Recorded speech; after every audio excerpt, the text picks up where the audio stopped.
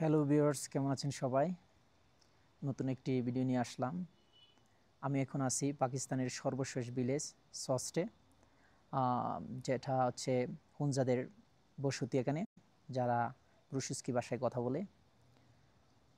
তো এখান থেকে হচ্ছে পাক চায়না বর্ডার প্রায় 1 থেকে 1.5 ঘন্টা সময় লাগে। আর এটা হচ্ছে সর্বশেষ ভিলেজ। তারপরে হচ্ছে আপনি গাড়ি দিয়ে গেলে কোনো ভিলেজ বা কোনো মানুষের সমাগম পাবেন না। তো আজকের ভিডিওতে মূলত আমি কথা বলবো আপনারা কেন পাকিস্তান ভ্রমণে আসবেন, কেন পাকিস্তান আসা উচিত, এটা হচ্ছে আজকের টপিক। তো আমি যদি এক কথায় বলি, প্রথমত হচ্ছে যে বিষয়টা পাকিস্তান ভ্রমণের জন্য, সেটা হচ্ছে আতিথেয়তা।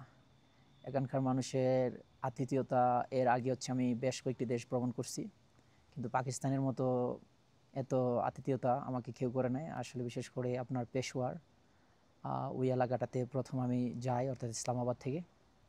ওখানে 2 দিন ছিলাম। আমি জোর করেও খাবারের বিল দিতে পারছি না, এরকম অবস্থা। তো ওরা আমাদেরকে ভাই বলে সম্বোধন করে পেশোয়ারে। তারপর পেশোয়ার থেকে আমি কালামে যাই, ওখানের মানুষও অত্যন্ত আপ্যায়ন করে। কালাম থেকে তারপর আমি আসি গিলগিট, গিলগিট থেকে আমি আসি আলিয়াবাদ, যেটা হচ্ছে আপনার হুনজা ভ্যালির পাশে।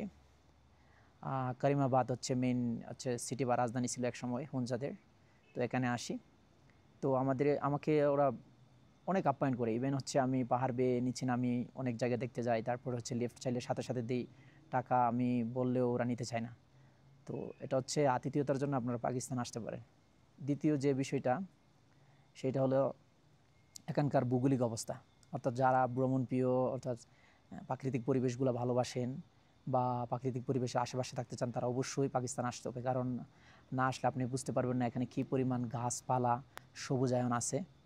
তো এখানে আসতে পারেন। তাছাড়া হচ্ছে আপনার এখানে প্রচুর পাহাড় রয়েছে, যা বলা যাবে না। এখানে হচ্ছে আপনার হিন্দুকুশ, তারপরে হচ্ছে আপনার পামির, তারপরে হিমালয়, তারপরে হুনজা ভ্যালির আশেপাশে যে পাহাড়, প্রচুর পরিমাণে পাহাড় আছে। তো আপনি যদি খাইবার পাখতুনখোয়া প্রদেশে যান, তারপর থেকে শুরু করে এদিকে হচ্ছে গিলগিট বালতিস্তানের যে হুনজা, এই উপত্যকা পর্যন্ত, এবং পাকাপুশি যে মাউন্টেন, এই অঞ্চলটা ধরে সবটা জায়গা হচ্ছে আপনার প্রচুর পরিমাণে মাউন্টেন্স রয়েছে। মাউন্টেন্স, পাহাড় হচ্ছে ছোটো ছোটো টিলা, সব কিছু রয়েছে।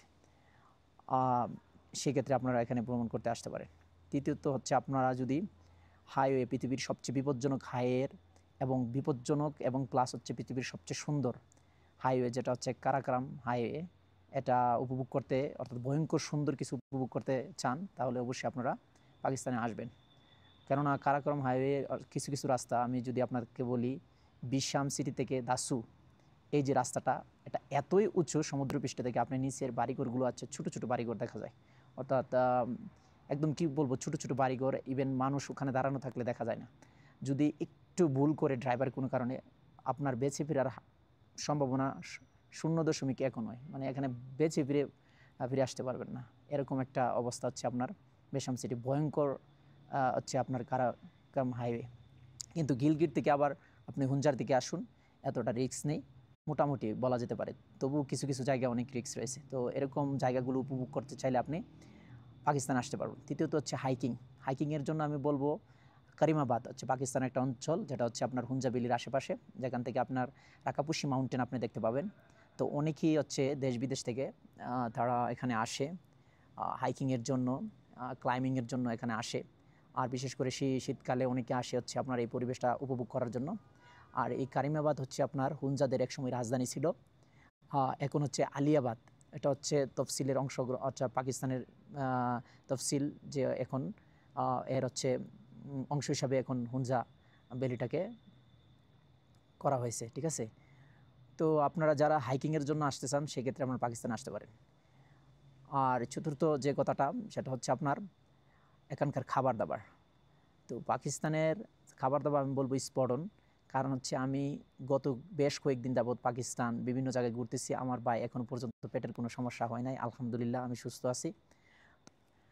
আমি যখন আপনার ইসলামাবাদ থেকে পেশোয়ারে যাই, তো সেখানে হচ্ছে আমি 2 দিন ছিলাম।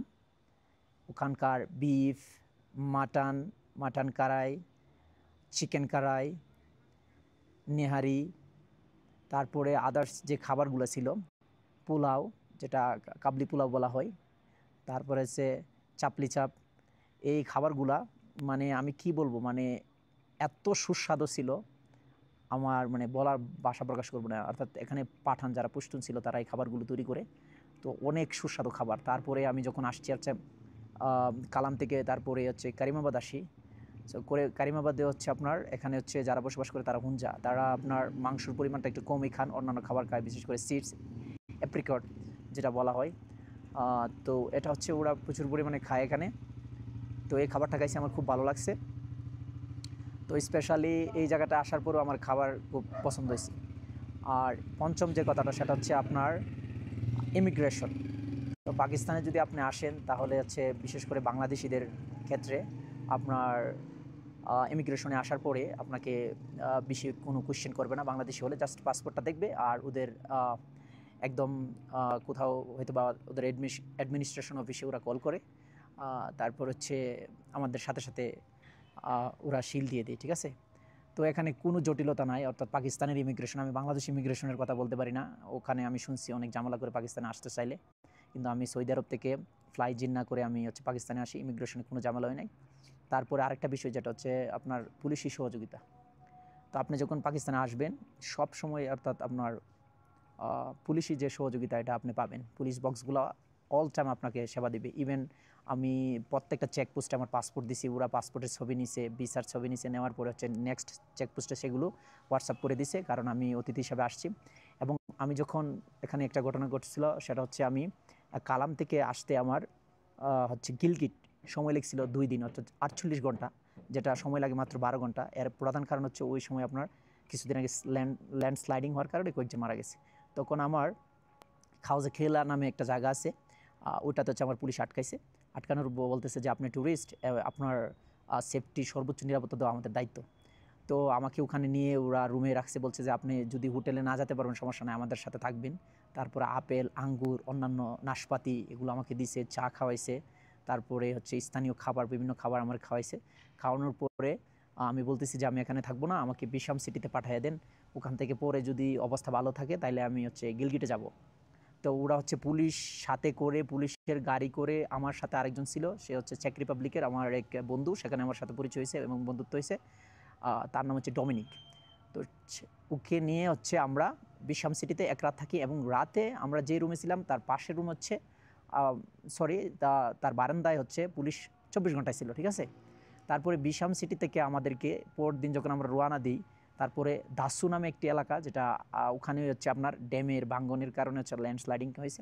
তো ওখানে পৌঁছার পরে ওনারা আবার আমাদেরকে আটকায়, বলতেছে আপনারা সামনে যেতে পারবেন না, যতক্ষণ না ক্লিয়ার হবে আমরা আপনাদেরকে দিব না ওখানে যেতে, কারণ এটা আপনাদের রিস্ক আছে, আপনারা ট্যুরিস্ট। এতে এই ক্ষেত্রে দেখা গেছে আমাদের ঝামেলা হবে।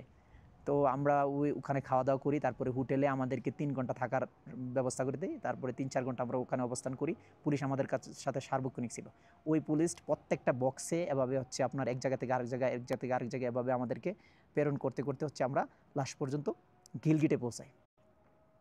তো বুঝুন, মানে বাংলাদেশি হোক আর যেই হোক, মানে ওদের যে মানে পুলিশি সহযোগিতাটা, ইভেন আমাকে গিলগিটে পৌঁছার পরে পুলিশ আমাকে কল দিয়েছে আপনি সুস্থভাবে ওখানে পৌঁছাতে পারছেন কি না। আলহামদুলিল্লাহ আমি সুন্দরভাবে ওখানে অর্থাৎ আমি গিলগিটে আসি। তো এই বিষয়টা আমাকে খুবই অভিভূত করছে। তো ওভারঅল অর্থাৎ যারা হচ্ছে আপনারা পাকিস্তানে আসতে চান, অর্থাৎ ভ্রমণে আসতে চান, আমি বলবো আপনারা নির্দ্বিধায় আসতে পারেন। আমাকে কেউ স্পন্সর করে না ভাই এ কথা বলার জন্য। আপনারা নির্দ্বিধায় পাকিস্তান আসতে পারেন, কারণ হচ্ছে আপনার ভ্রমণের জন্য আমি বলবো পাকিস্তান সেরা। বিশেষ করে ট্যুরিস্টরা ওরা যে পরিমাণ রেসপেক্ট করে, প্রত্যেকটার ক্ষেত্রে আমি সহযোগিতা পাইছি।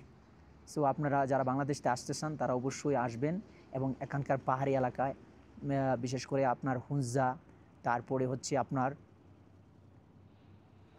হিমালয়ের অনেকগুলা রেঞ্জ আছে, মাউন্টেন রেঞ্জ এখানে আছে, রাকাপুশি মাউন্টেন আছে, অনেকগুলো লেক আছে, তারপরে এখানে ভিলেজ লাইফটা আপনি এক্সপ্লোর করতে পারবেন। তো ওভারঅল হচ্ছে আপনার এখানে যে আচ্ছা পরিবেশ, বিশেষ করে আপনার পাকিস্তানের যে পরিবেশ, আপনি পেশোয়ার থেকে খাইবার পাখতুনখোয়া প্রদেশের এদিকে আসুন, আসতে আসতে তারপরে বিশাম সিটি, সোয়াত, কালাম, দাসু হয়ে আপনার গিলগিট আসতে পারেন, গিলগিট থেকে হুঞ্জা আসতে পারেন, কারিমাবাদ, আলিয়াবাদ, তারপরে এখান থেকে হচ্ছে লাস্ট ভিলেজ আমি এখন আছি সস্টে, এরপরে আর কোনো ভিলেজ নাই। তো আপনারা এখানে আসতে পারেন, ভ্রমণ করতে পারেন। আর ওয়েদার খুবই ভালো। আমি যেখানে ছিলাম হচ্ছে আপনার গিলগিটে, সেখানে গরম ছিল, প্রায় 30 ডিগ্রি সেলসিয়াস তাপমাত্রার মতো ছিল। যখন আপনার আলিয়াবাদ আসি তখন শীত, আমার সোয়েটার কিনতে হয়েছিল, এই দেখেন সোয়েটার কিনছি। এখন আসছি আমি সস্টে প্রায় রাত হয়ে যাচ্ছে, আপনার মাগরিবের টাইম। আমি একটু আগে আসছি, ফ্রেশ হলাম, তো আমি শীতের জামা পরে রেখেছি। অর্থাৎ একই দেশে কয়েকটা মানে আপনার টেম্পারেচার থাকে এখানে, অর্থাৎ ওয়েদার কয়েক রকম কি আপনার কিছুক্ষণ পরে পরে পরিবর্তন হয়। সো তো আমি আপনাদের সবাইকে বলবো, আমার ভিডিও দীর্ঘায়িত করবো না, আপনাদের সবাইকে বলবো অবশ্যই আপনারা পাকিস্তানে নির্দ্বিধায় ভ্রমণ করতে পারেন, কারণ এখানে সব রকম ফেসিলিটি আছে। সো আজকের ভিডিও এ পর্যন্তই, দেখা হবে অন্য কোনো ভিডিওতে। সে পর্যন্ত আপনারা সবাই ভালো